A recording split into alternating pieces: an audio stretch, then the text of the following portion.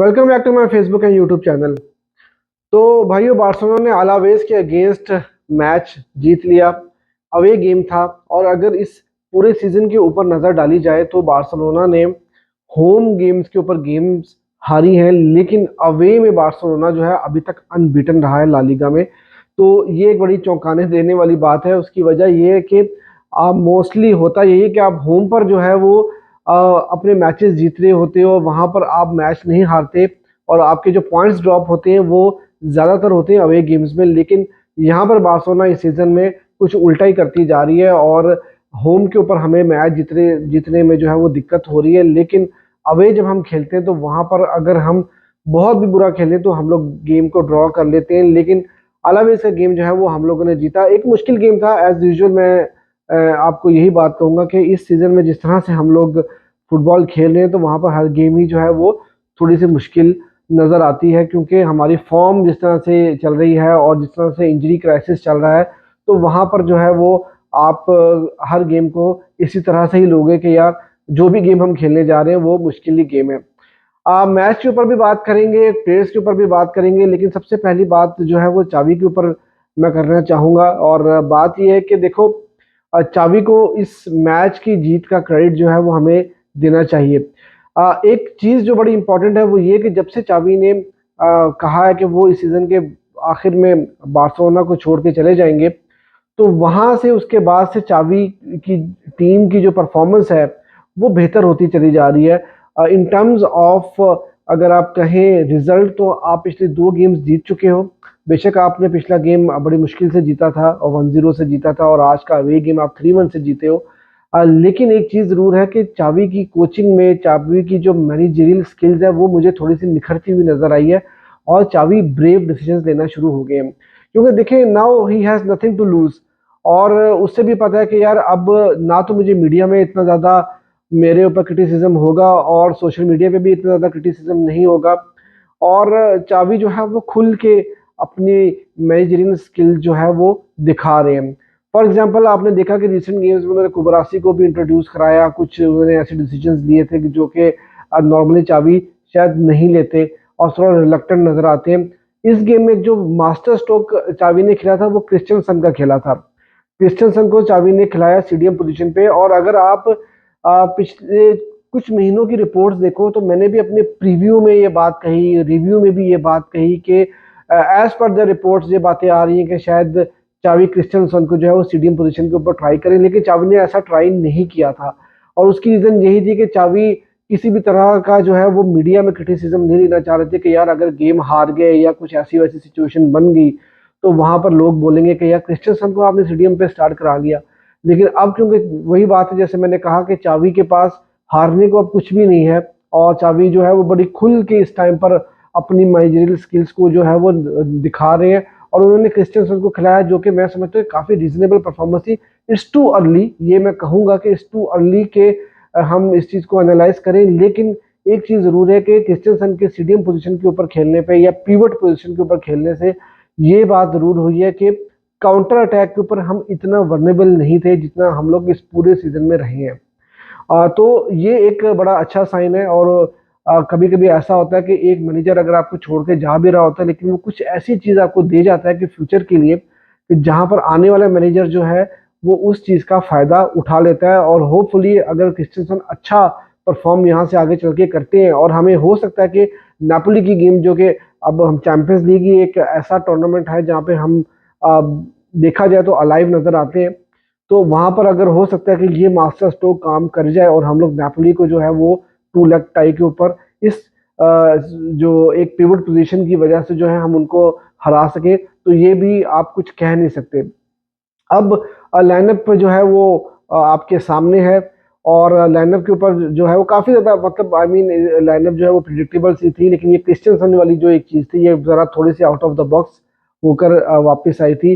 देखो, अब अगर गेम की बात की जाए तो पहली चीज तो ये कि यार गुंडोगन मेरे ख्याल में इस सीजन में जिस तरह की फुटबॉल आपके लिए खेल गए ना, अगर गुंडोगन आप साइन ना कर पाते किसी वजह से तो मेरे ख्याल से आपका सीजन बहुत ही ज्यादा वर्स्ट हो जाता। क्योंकि गुंडोगन जो है वो यार क्या कमाल किस्म की उन्होंने फुटबॉल खेली है। एक असिस्ट भी उन्होंने लेवेंडोस्की को दिया। उसके अलावा उन्होंने गोल भी स्कोर किया। और जो सबसे इम्पोर्टेंट चीज़ ये थी कि आपको एक काउंटर पड़ चुका था और वहाँ पर अलावेस का एक प्लेयर वो शूट लेने ही वाला था और गोल कर सकता था, वहाँ से बॉल भी उन्होंने रिकवर किया था काफ़ी, जो है वो स्पीड में भाग कर आकर। तो जो गुनगुन जिस तरह की मेहनत पिच के ऊपर करते हुए नजर आते हैं ना, तो यार इतनी 34-35 साल की एज में आकर जो आप इस तरह से जान मारकर आप टीम के लिए इतना कुछ कर रहे होते हो और फिर आप इतना स्किल्स दिखा रहे हो वहां पर और आप जान बने हो मिडफील्ड की, तो ये एक बहुत ही जो है एक बार्सिलोना के लिए मैं समझता हूँ कि एक जिसको आप कहते हो ना कि एक मुश्किल वक्त में आपको एक सुख का सांस मिलना, तो ये वो चीज़ है गुंडोगन, क्योंकि इतनी अच्छी परफॉर्मेंस उनकी रही है। लेवेंडोस्की की ने गोल स्कोर कर दिया एट लास्ट आखिर में ओपन प्ले से, और एक असिस्ट था गुंडोगन का, गोल अच्छा था। और लेकिन उसके बाद फिर ये था कि गुंडोगन के साथ लेवेंडोस्की का कॉम्बिनेशन अच्छा बनता हुआ नजर आ रहा था आज की गेम में। लेकिन ये कि एक चीज मैं आपको बताऊं कि वही बात है कि चावी के जाने के बाद से लेवेंडोस्की थोड़ा सा अलाइव नजर आ रहे हैं, थोड़ा सा जान मारते हुए ज्यादा नजर आ रहे हैं, लिंकअप प्ले में थोड़ा ज्यादा नजर आ रहे हैं। अभी भी उनको काफी सारी चीजों में इम्प्रूव होना बाकी है। बाकी उसके अलावा अगर आप बात करो तो पोजेशन जो है वो बारसा ने काफी ज्यादा डोमिनेट किया था और बार्सिलोना ने रीजनेबल चांसेस भी बनाए थे।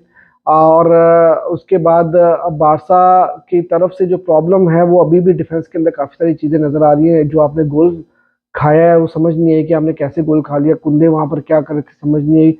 कुंदे की डिस्ट्रीब्यूशन पीछे से बहुत ज्यादा खराब है।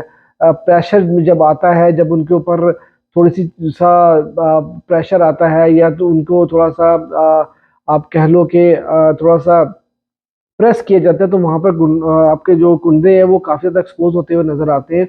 तो कुंदे को जो है अपनी परफॉर्मेंस को काफी ज्यादा इंप्रूव अभी भी करना बाकी है।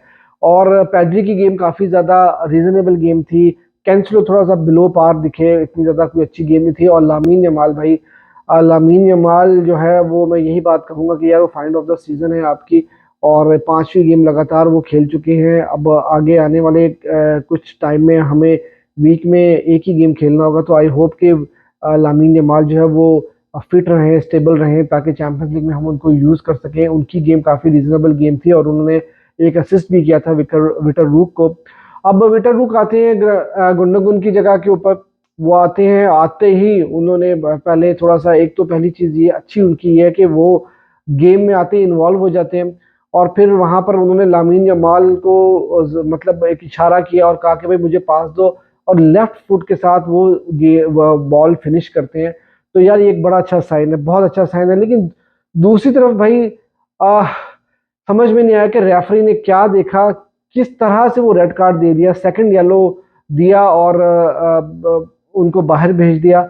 अब सवाल ये पैदा होता है कि भाई यहाँ के ऊपर वार कहाँ पर था, क्योंकि फाउल में तो कुछ नजर नहीं आ रहा था, कुछ ऐसा ऑफेंस नजर नहीं आया कि जिसके ऊपर आप सेकंड येलो दे सको। और स्पेशली जब आप को थोड़ा सा कंट्रोवर्सी हो जाती है, थोड़ा सा आप ये देखते हो कि आपको कंफर्म नहीं होता कि यार ये कार्ड देना बनता है कि नहीं, तो वहां पर वार का इंटरवेंशन करना बहुत ज्यादा इंपॉर्टेंट होता है, जो कि हमें होते हुए नजर नहीं आया। शायद बार्सिलोना की गेम थी और हम निगीरा वाले लोग हैं, शायद ये एक रीजन है। क्योंकि बाकी जो दूसरी टीम्स है उनके साथ तो भाईजान बहुत कुछ हो जाता है और उनको तो गोल भी मिल जाते हैं बाजू से जो उन्होंने किए होते हैं। तो यार ये बड़ा अनफॉर्चुनेट है।